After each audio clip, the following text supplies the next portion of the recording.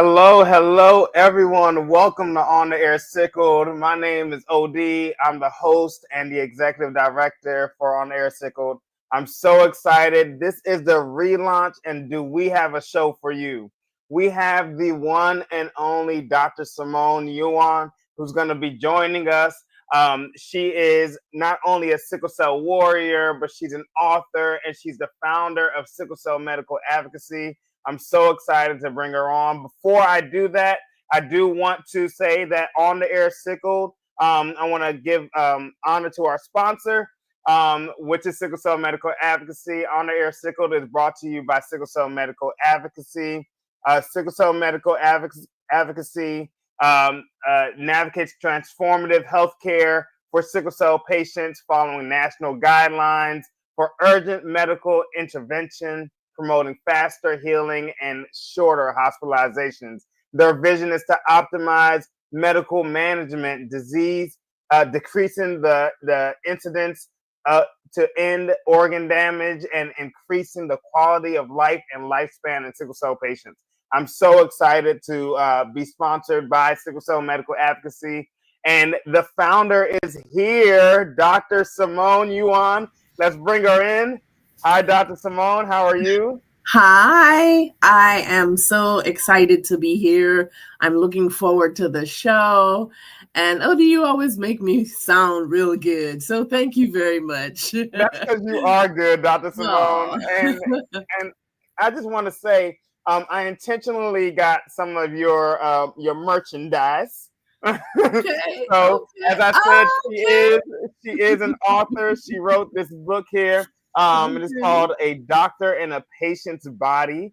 And so we'll dive a little bit into that with a few of our questions. And then all rise. Oh, you have. Okay. Oh, yes. You really did get the merch. Okay. Listen, if we're going to do it, we got to do it right, Dr. Simone, right? That's awesome. So you all can, I'll have Dr. Simone talk about where you can purchase those materials, but both of those books are beneficial for the sickle cell community, and not just for sickle cell community, but anyone that's involved in patient care, anyone that just wants information or history on, different things that work best when navigating the medical system. Highly recommend those pieces of material to you. But Dr. Simone, let's jump right into the show, shall we? Sure. Yes, absolutely. I'm looking forward to it.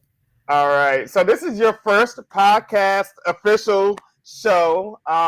We came up to an agreement that On the Air Sickle will be the official podcast for SCMA almost a year ago now. And, we've both been trying to navigate the busyness of life and trying to get this going. And so we're finally here today. And one of the reasons why I wanted to make sure that I brought you onto the show was because we're coming up on graduation for future navigators. So I want to talk a little bit about the course. Tell us about SCMA, how it got started, your background. How did we start SCMA? Wow, that's a mouthful, but yeah.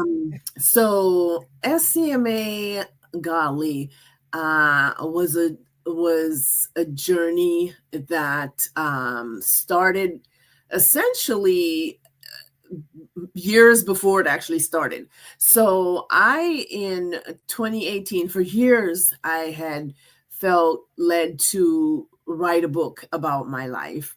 And I have always been an active part of the sickle cell community, but not online. It was always, the actual groups that were in my area.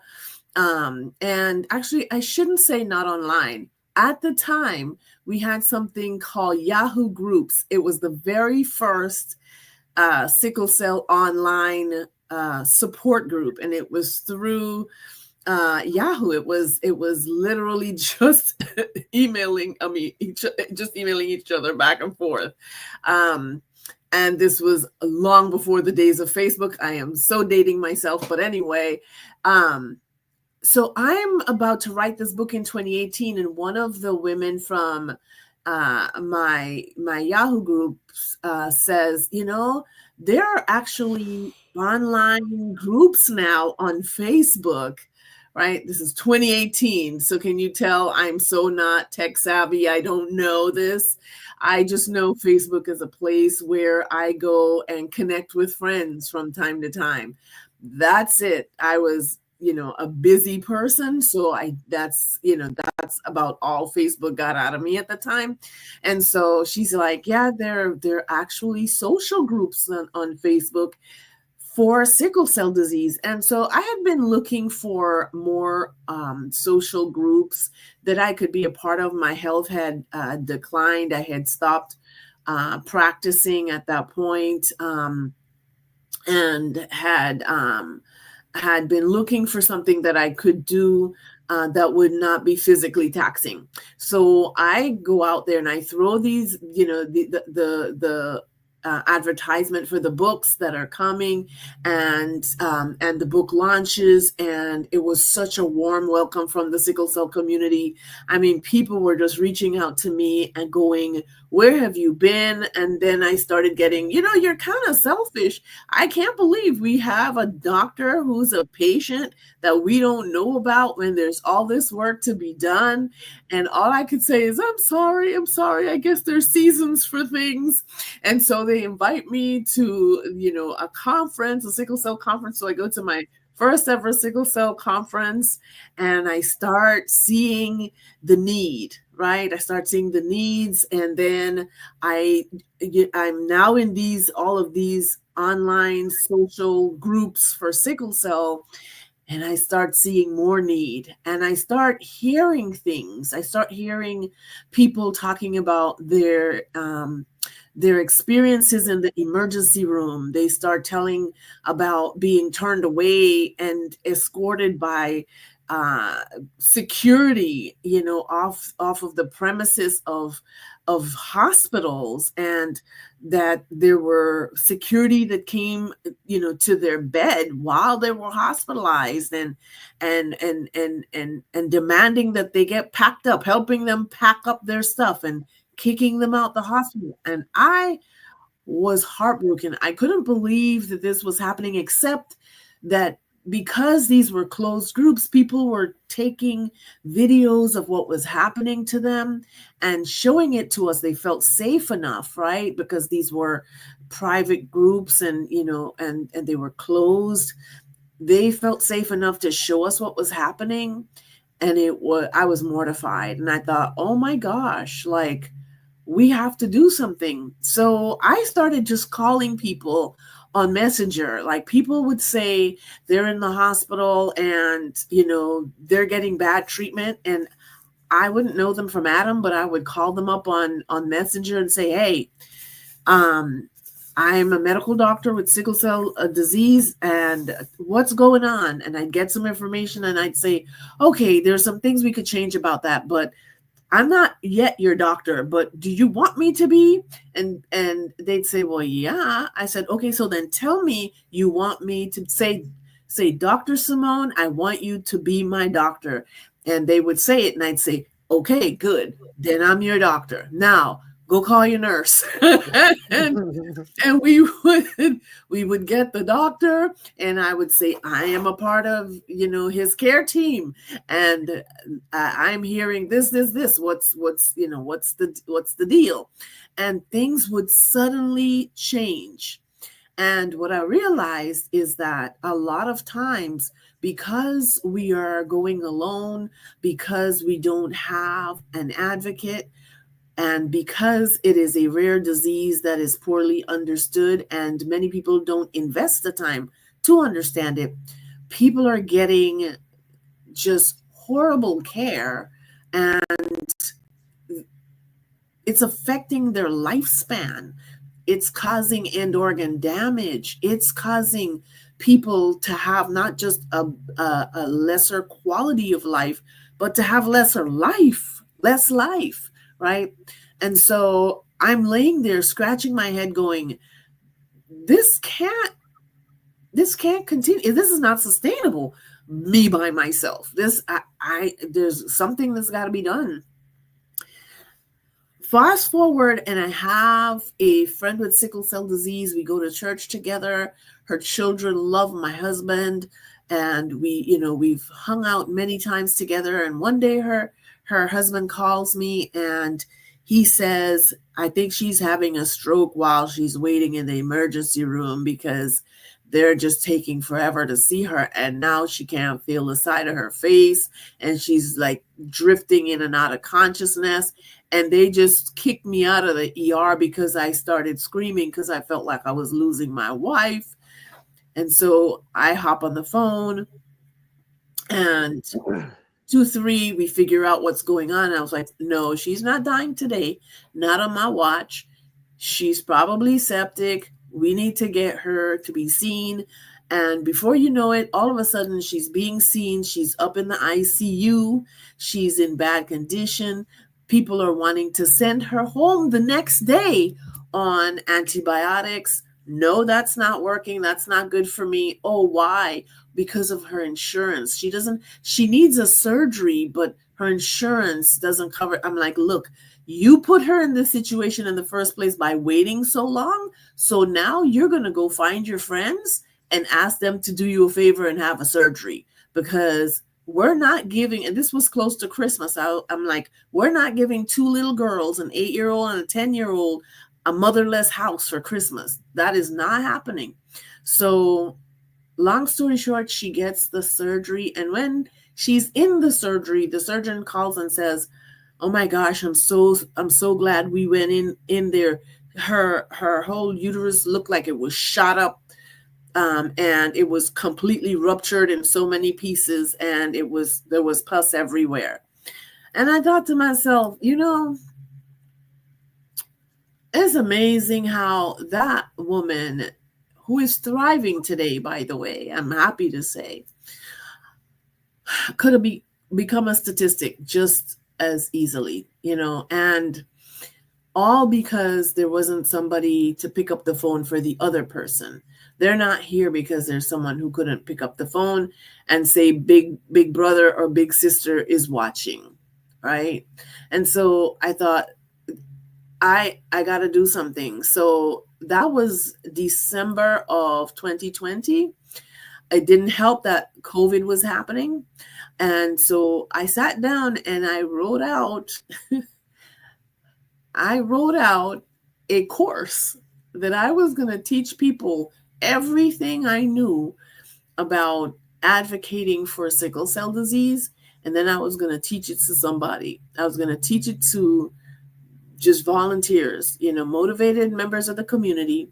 And I was going to get them, essentially create as many mini-me's as I possibly could. Now, I can't make doctors overnight, but I could at least teach them what they needed to know according to, national guidelines. There are national guidelines that talk about how to manage sickle cell urgently and even non-urgent situations. But there's so many doctors that don't know about it. It's like it doesn't exist. It's hidden in plain sight. So we essentially have to bring the information to them and remind them that, hey, this information does exist. This is what it says. I know you go to conferences every year and you hear about it, but probably by the time you come back, you forget what you've heard. And so you just run with the little that you know, and that's not enough. We need more. So that's kind of how Sickle Cell Medical Advocacy began. It began as a pilot program in 2021. We didn't even have the notion of SCMA at the time. I just wanted to teach the class to the community. And then I realized quite soon into it that in order for me to get the funding I would need to make this happen, and truly have it to be where one day I could step aside and it could keep going on its own, I had to make it an entity.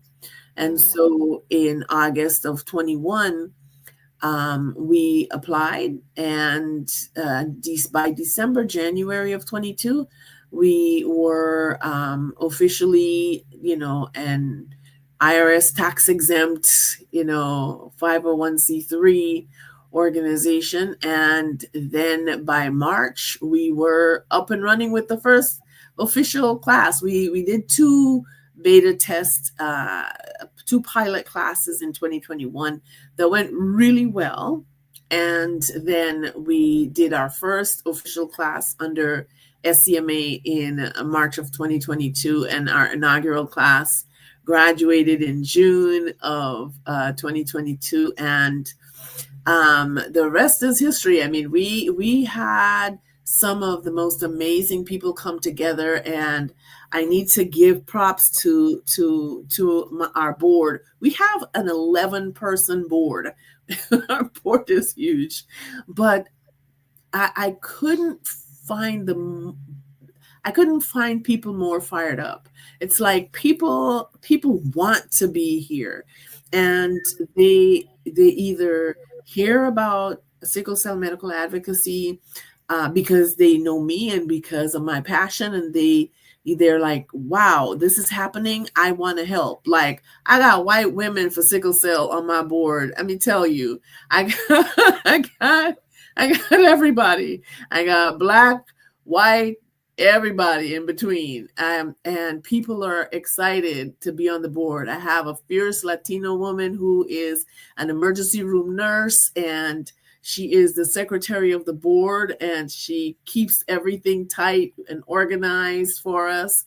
We have a doctor on the board, an accountant who's also the treasurer, who does the accounting and has checks and balances. So she, makes sure that I'm not running off with the people's money, which I'm not planning on doing, but it's always good to have checks and balances. And we have some incredible people. Annette Gantz is right now the chair of the board. She was like a walking board source. She just, structure and function, whipped us into shape, kicking and screaming, like this is how a board should be run. And now, it's 2 years later, she's stepping off. The new person who's coming in actually applied to be considered to be the chair of the board, the president of the board. I mean, most people have to go looking, for someone and whining and dining them to be the president of their board, because it's a lot of work, and it's voluntary. It's all voluntary. Nobody gets paid. But they're here because they're fired up. And so Tamara Weston is going to be in December taking over from Annette Gantz, and her thing is marketing. So she's going to kick us up another level in terms of recognition, and which is only going to benefit the patient, because we need as many patients to know about sickle cell medical advocacy, to understand that they can trust us, because we are the people. Like, we are, it's amazing. The organization itself is run by me and my husband. We're co-founders. So a patient and a caregiver, and the board was run by a caregiver of a warrior who, is a young woman with sickle cell disease.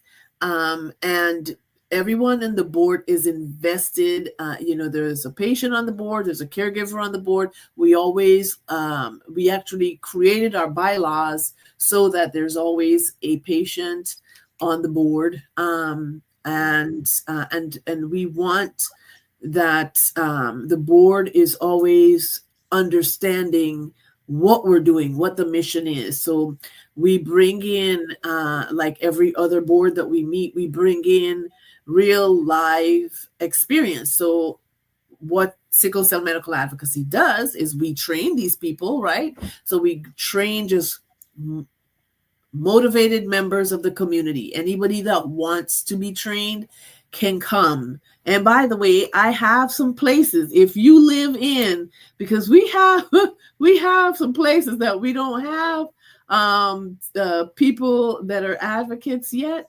So if you live in, let me see, if you live in Connecticut, Arizona, Iowa, Louisiana, Minnesota, Mississippi, or New Mexico, or Ohio, Pennsylvania, or Rhode Island, you are needed, right? So we have advocates right now in we call ourselves navigators now, actually, because the word advocate seems to come across like it's a legal thing and like we're coming to sue people, and that is the furthest from our thoughts. We want to work with the medical system to get the best for our patients. So we rebranded and said, okay, we are sickle cell healthcare navigators. And so that's what we call ourselves now. So we train people over the course of 10 weeks. We train them on the NIH guidelines and best practices for the urgent management of sickle cell disease. And then in the meantime, on the other side, we are recruiting patients. So we spread the word, patients come in, we do a patient intake for 45 minutes, which is a Zoom meeting where the patient gets to meet myself and their navigator, and then they're connected to their navigator. When they go to the emergency room or they're about to go to the emergency room, they call their navigator, who calls whichever provider. So now we have many providers. It started with just me, and actually the inaugural class graduated another MD who was like, oh my gosh, I haven't seen this anywhere. I stayed up all night and watched all your YouTube videos. I'm in. And she's been here ever since. Her name is Joanna Pascal. And so when we are on call, so we have, let me go back. So once we connect these people, we also have a supervisory level of providers. And these are people who have also trained with the 10 weeks. So they know, what a navigator does, but they're supervising the navigators. But they have some connection to healthcare where they're comfortable with talking to the doctors. They know the system. So it's usually nurses or doctors. And so we have about 4 nurses and 3 doctors currently. We all take a turn to be on call. And so if that patient calls their navigator and the navigator starts talking with the nurse and they get pushback, they pick up the phone and they call the provider that's on call that day. And that person who understands the medical system and can speak to a medical doctor and explain things in medical terminology will take it from there with the navigator involved, because we want to teach navigators to ultimately be the ones to just run the show, and be able to advocate completely for the patient. So so that's kind of how they're trained as well. But I think that it's really cool that you have thought this process out, that not only can you be trained by a medical doctor, right? Not only can you be trained by a sickle cell warrior, but you also have support to navigate and advocate on behalf of yourself and others to make an impact on the community. I know that I know that I'm a navigator, right? Yes, you are. And sitting in your class and really taking in the information, even though I'm a patient, was like eye-opening. And I think that if more people were to sit through the class and really get an understanding, because I think you mentioned it earlier that, doctors have maybe 1 or 2 pages on sickle cell, and there's so much information and misinformation that's put out there about sickle cell disease. Absolutely. So yeah, it's absolutely important for people to understand that when they come into the class, it's a mixture of my experience as a patient and the information as a that's really out there, but it takes a careful, experienced eye to be able to pull that information and use it to our benefit. And so it allows me to use my medical knowledge and be able to parse through, all the information that's out there to be able to pull what's needed for us, and then to be able to teach it in a way that's easily understood by a layperson. I think that's always been my gift, is being able to break down complex ideas into simple terms so that people feel like they get the idea, right? And so yeah, it's really been an honor to be able to watch. I mean, clearly it didn't all come together overnight. There were many nights of me staying up and going, okay, God, do a download, do like a divine download again, and tell me where I'm going next, right? So that we could develop this. And so I give the credit to God, man, because I recognize that what's happening is bigger than me. I mean, in 3 years, it has just taken legs and just gone. I mean, we're in 23 states and we've trained 95 navigators so far, right? And we have almost 300 patients, probably over 300 patients by now. They're not all active, and we're glad we're teaching them how not to be, needing the emergency room.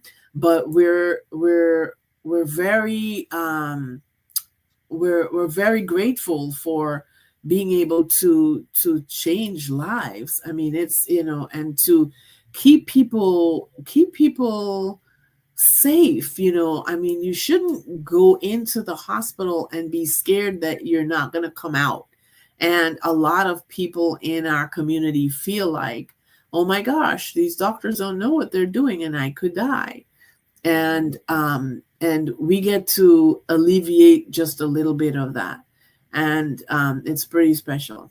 So tell me how, if someone wanted to, become a navigator or navigate for themselves, what opportunities do you have for them to be able to connect with SCMA in that capacity? Sure. Well, the first thing is always go to the website. If I don't have any answer, I say go to the website, because the website kind of orients you into where to go next. So you go to the website, it tells you, there's a pop-up that comes up that says, if you need an advocate right now, call this number, and it calls our helpline, right? So that's for a patient. But for someone wanting to train, we say, scroll to the bottom of the homepage, and at the bottom, they'll find the option to register for a course. And it's usually going to be one of two things. It's the certification course, where they become a certified sickle cell healthcare navigator, and or it's going to be a self-advocacy course, which is the 8-week course that we created just last year to train patients. So what we found was, so we had this great idea to train navigators. And then we found that, okay, there's certain things you need to say so that you can get the patient through the ER quickly. But because the patient didn't know what we were supposed to say, they would go and say the complete opposite thing. And by the time the navigator got there, it was like digging someone out of the ditch, right? So we're like, okay, we got to give our patients the memo. We got to bring them in and train them on how to advocate for themselves and what to say when they get there, while their navigator might be, they might be waiting for their navigator to call back or whatnot.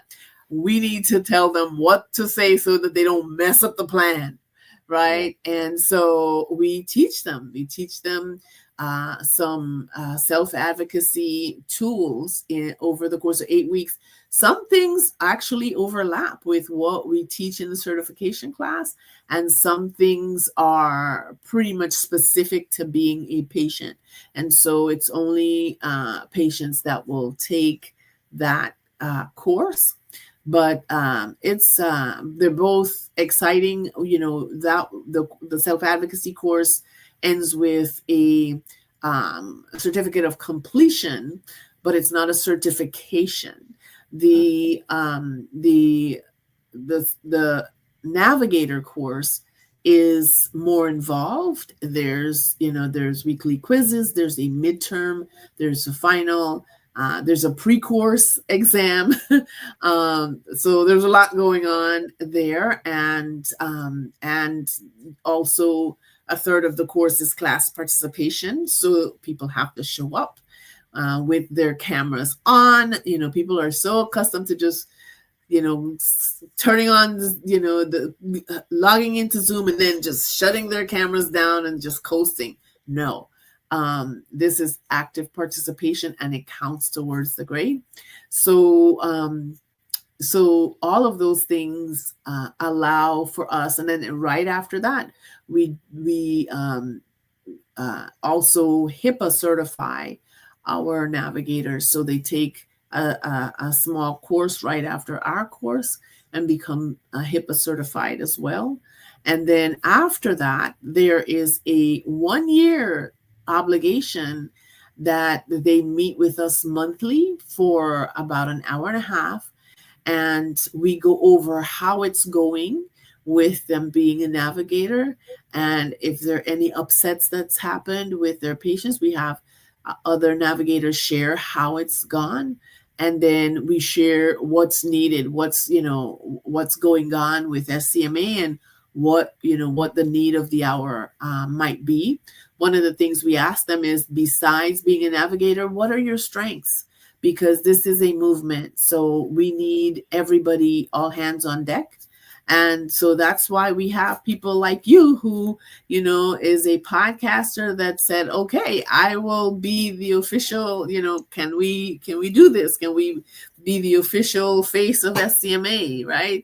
And so, there are people who are in journalism that look for opportunities for us to be on the radio. So we were able to be on NPR twice because of, just different talents that are in the group, and people coming together to share or lend a hand in their specific area of expertise. So it's been great.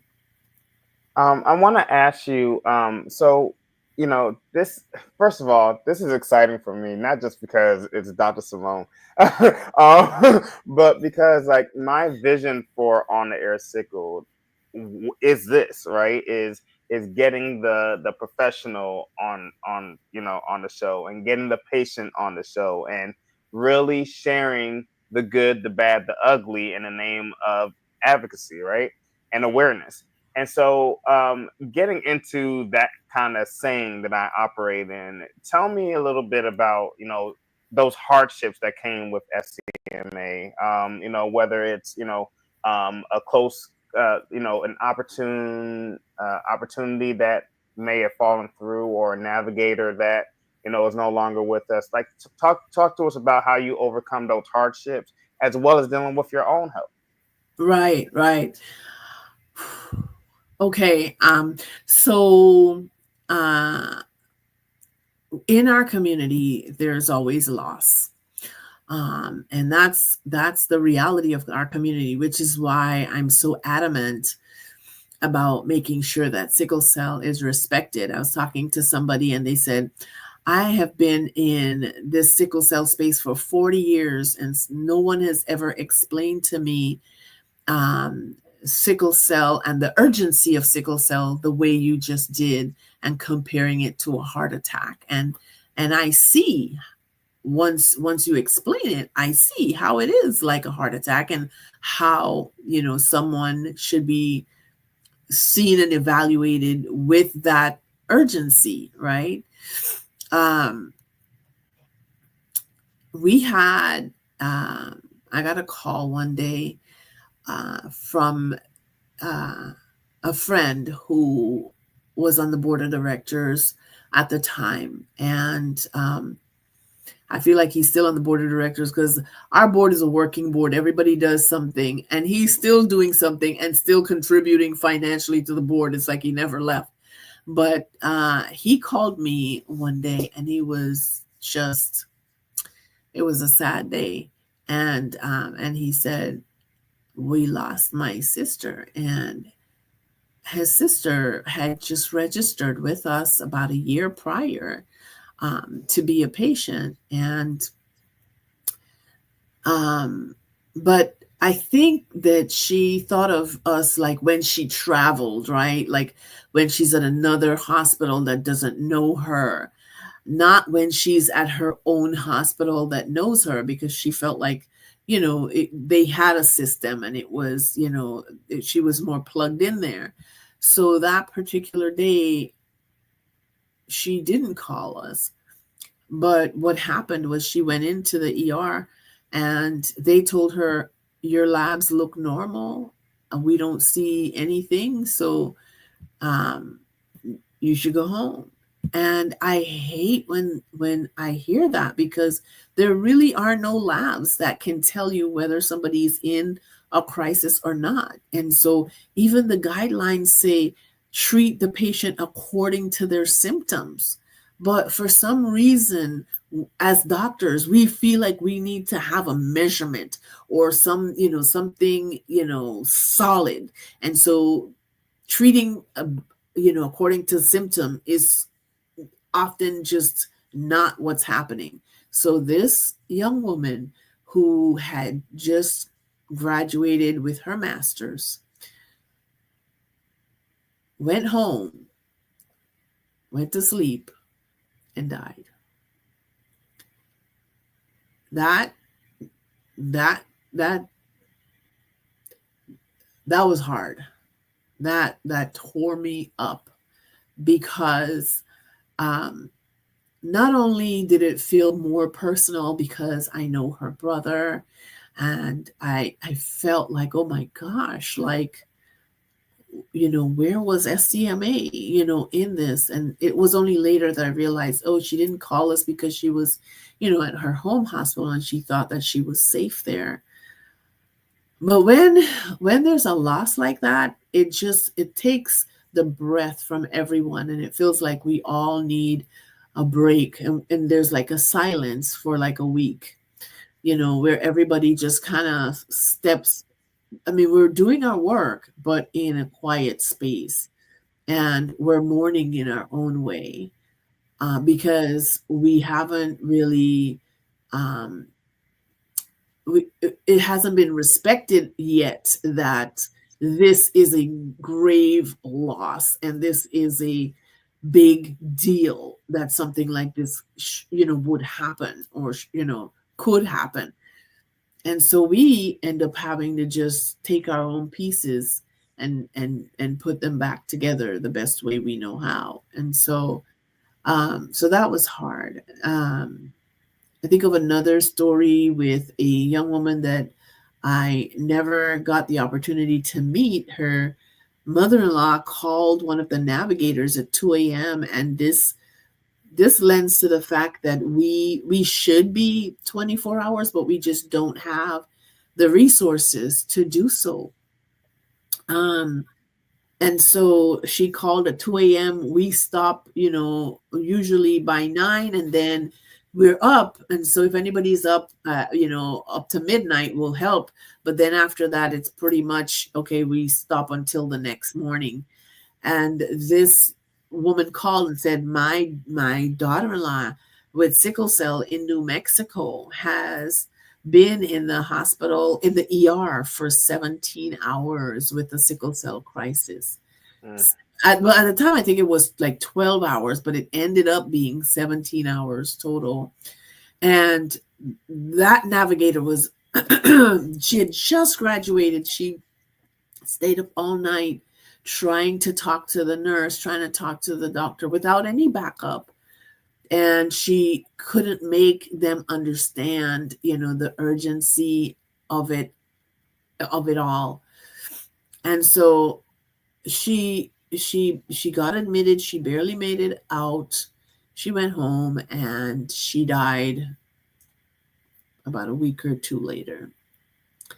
And I firmly believe that all of her organs got damaged because she was sitting there for 17 hours. And see, the thing is, because they walk out the door and they die, a week later or so, people aren't putting it together. People aren't saying, well, it's because of this. But we know, we've seen the patterns enough times, right? That we know that that's what's happening. And it's so frustrating when we have to grieve through that, when everybody has to grieve through that. So those are some times when, we just feel like, gosh, I wish we could have been there. I wish we could have done more. I wish. Um, but we have to take a deep breath and try to help the next person that's still alive, and just keep going the best way we know how. Yeah. I know that, just knowing you personally, that when you experience or hear about someone who has died, passed away, um, you really take time for the class to also feel that air and to breathe, and you kind of help guide us into this space of kind of, this isn't what we want, but we have to accept it. And now let's look forward to the next opportunity so this doesn't happen again. Right. And I just, I wanted to bring you onto the show, not just to highlight SCMA, the opportunity that someone has to become certified as a navigator or to be equipped to self-advocate, but to see the humanity behind the face of the organization, right? And not a lot of, okay, I'll speak personally. There aren't a lot of doctors that I've experienced that um, share that side of humanity, because it's always business, business, business, right? Okay, well, we're going to give you this medication. No, that's not the medication that works for me. Well, that's what we're going to give you, and we're going to try it. I'm telling you that doesn't work for best for me. Yeah. I'm communicating what I need, and you're not Right. listening to me. And On the Air Sickled was kind of birthed from a sense of frustration from my own personal experience, that I need to get these stories out there. I need people who have experienced being labeled, right, as drug seekers, right. I need the doctors who don't understand what it is that we exactly go through to come on and share, how much they really just don't understand, and what their perception of sickle cell is or is not. Um, I need people like you who you're both, right? I've had a nurse on who was both, and to hear the stories of how many times things could have been different if the patient was listened to, if the patient was heard. Yeah. um it can be very heartbreaking. It could be very discouraging. Almost like, God, why me, um yeah. And I love that this is a passion for you, but you're also very personal about it. You share, hey, look, I want to give honor to this person who passed away. Like, Yeah. you talk about it in your classes, and Yeah. the slogan that you say is gone but not never forgotten. You know, Yes. Yeah. and so just reflecting on that, I just think that it's so important for people to know that, listen, if you want to join SCMA, if you want to be part of this, you're not just joining an organization just for the benefit of saying you're part of the organization, but you're joining people who have a passion for what we do, what we live with on a daily basis, and want to equip the next person and the next person. And the truth of the matter is we have our own mortality. We have our own dates, right? Right. And so we want SCMA to go beyond whenever Exactly. God calls us, calls us Exactly. home, you know. Yes. Yes.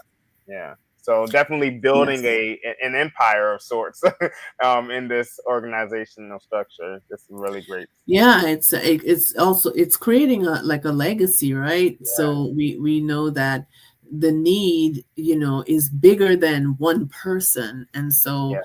we have to build it and then pass it down to, the next person that will care for it. I was just talking to the board, and I was saying that I I'm trying to train the TAs, hint, hint, to teach a class, to at least be able to teach one class, whichever class they feel the most comfortable with. And imagine if we had TAs that each took on one of the modules, right, that they feel the most comfortable with, so that they could teach it really well every time. And then there's no need for me to teach the modules. That would be powerful. Yeah. Right. That's my goal. Right now, I stepped aside and I have Dr. Pascal teaching the self-advocacy course, right? So she's handling that. And I mean, she's at the same time, she's a caregiver. She's also trying to, get back into practice. So, so there's a lot that every one of us has going on in our lives, but we're committed to this space because we know it's needed. Yeah. And so, each of us has to carry a little part of it so that it can continue, because I clearly discuss my mortality with you guys all the time, right? And I do that because I'm not afraid of death. One for one, I'm not scared. I know the life I've lived, and I know that that I was never perfect, but I try to be blameless. And so I'm grateful for that space. And I want to be able to, when I'm gone, be able to pass down. My husband and I have sat with Dr. Pascal and said, if Simone goes, this is what needs to happen. This is this. The board knows, what needs to happen. And I am so happy about that, because every day that I look at what happens to SCMA, I'm more and more convinced it was never about me. It was never about me. God just needed to use my brain, my experience of being a medical doctor and a person with sickle cell disease, to start it, to set some things up. And then one day he's going to say, okay, that's enough. This is the next person. And I am good with that. I just know that we need to come together as a community to make it work. So anybody that wants to join us, anybody that wants to support us, anybody that wants help as a patient, come be a part of the community. It helps when you come to be a patient, because it tells the world that you trust us to help you. And also it helps to, we can't have navigators without patients, right? So it helps the navigators to train alongside you. So you have a purpose too. You're giving to the organization as well as we are taking care of you. So yeah, it's a Well, movement. Dr. Simone, this is the part of the show that I give to every guest, and where I step aside and I put you front and center, just for you to look directly into the camera and talk to our guests, our audience members, and speak from the heart about anything that you want to share. It could be motivational, it could be a lesson, anything that you want to share to our audience members. Well, before that, I want to say that I will give you the invite, but I want to invite everyone to our graduation. We just trained 16 more navigators for over the last 10 weeks that are going to, be added to. Now we're going to be in 24 states at the end of graduation, and we want you to come celebrate with us as well. So I just wanted to put that out there. Absolutely. And that information will also be on our On the Air Sickle Facebook group page. And then we will also just continue to kind of advertise it leading up to the date. So thank you for that. Dr. Simone, the floor is yours. Okay. Well, thank you guys for being with us in this last session. I just want to say that it's personal to me. Sickle Cell Medical Advocacy was divinely created, and it will always be a movement that is divinely led. We all have a part to play in it, and so I invite you to step in. For many, they may not be able to physically be a part of things, and so we ask you to financially donate. Go to the website www.sicklecellmedicaladvocacy.org, and you will see a donate button there.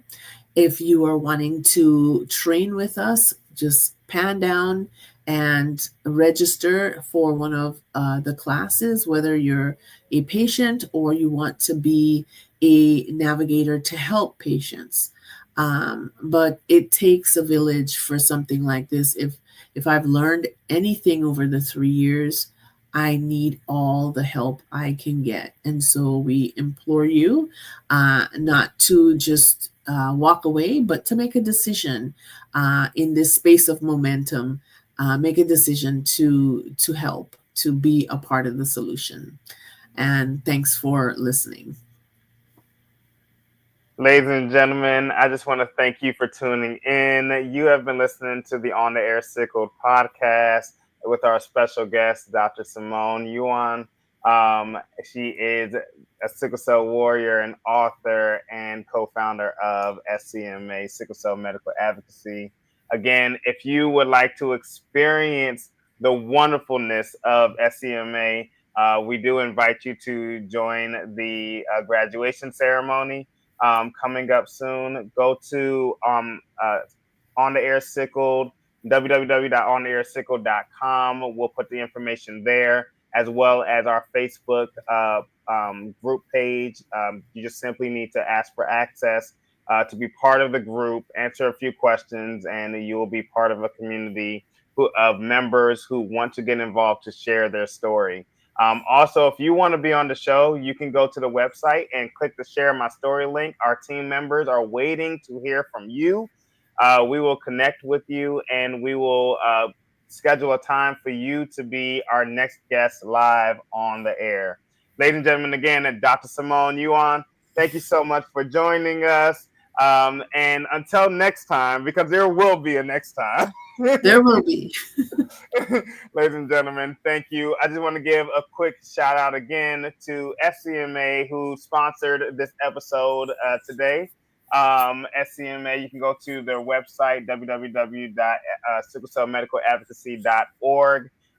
You can join the fight. You can be a sickle cell navigator, or you can be equipped to advocate for yourself. Wherever you feel the need to best approach sickle cell and the sickle cell community and all the things, the varying changes that happens with it, please find your way to donate and to partner with Sickle Cell Medical Advocacy.